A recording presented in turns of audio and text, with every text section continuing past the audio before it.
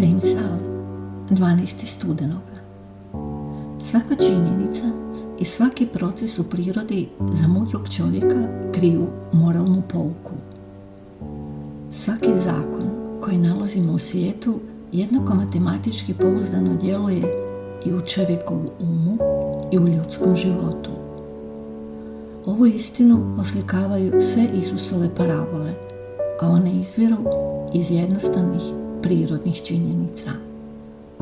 U umu i u životu postoji proces sjenja sjemenja, proces duhovne sjetve koja vodi žetvi u skladu s vrstom posijanog sjemenja.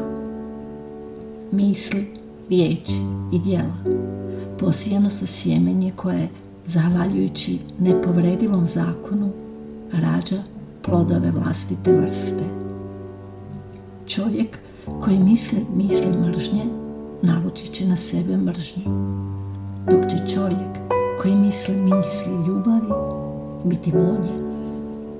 Kad spoznaš sebe, uviđaš da je svaki događaj u tvom životu izvagan nepogrešivom vagom pravednosti.